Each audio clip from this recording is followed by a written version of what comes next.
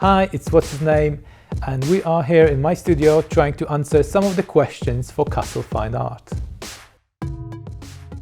I'm excited about partnership with Castle Fine Art because they are the industry leader here in the UK and they represent some of the biggest names on the planet.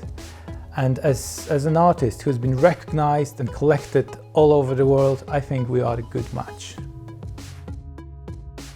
You can find my art on permanent display in Singapore Science Centre, for which I created a massive 3D printed zoetrope, as well as some of the large 4-meter tall balloon dogs in Cathay Centre, also in Singapore. Other than that, they are being shown on all kinds of art fairs around the globe, from Hong Kong to Singapore to Los Angeles, New York, and of course London. So I'm sure you'll find it somewhere. POPEK balloon dog, which is that squatting, proofing balloon dog, which was the first sculpture from the balloon dog series that I created. And initially it was a parody of Jeff Koons' signature balloon dog, but it quickly evolved into a whole series of balloon dogs in different poses, because while some artists approach the subject from the perspective of a toy balloon dog being exploded into larger size, I approach it from the point of view of a dog, where the balloon dog becomes a real dog and it can assume all kinds of poses that the real dog would assume. The name POPEK, the first part, pop, refers to pop art, as well as the sound that the balloon makes when it breaks. So you have a big pop. And the ek is something I've added because one of my high school friends had a nickname, POPEK. And that's a little bit of my back history injected into that artwork. There was a very gradual progression into the rest of the balloon dogs.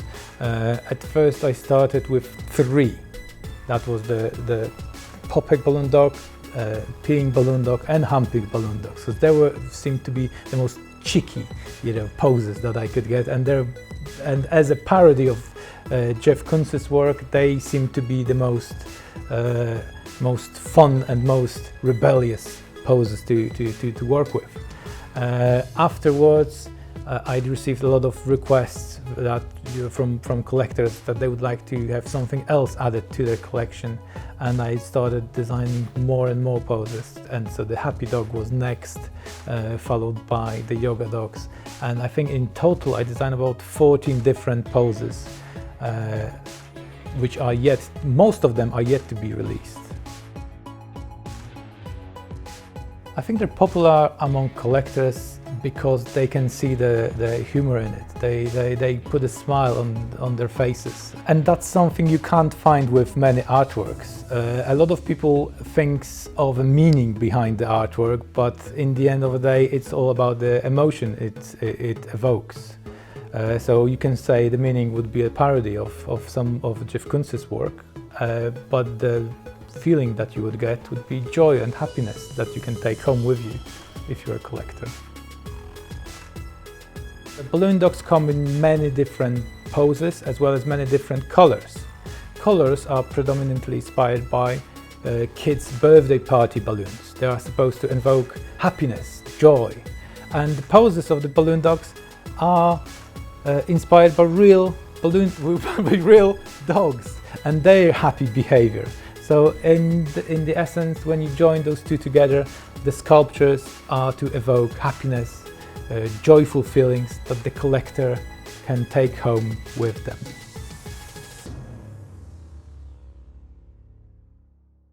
Vision of my childhood heroes that live in my head and come back every now and then. The Golden series is showing those childhood heroes reaching out to us and saying, hello, I'm still here, do you still remember me? Or if those are fading memories, they are saying goodbye.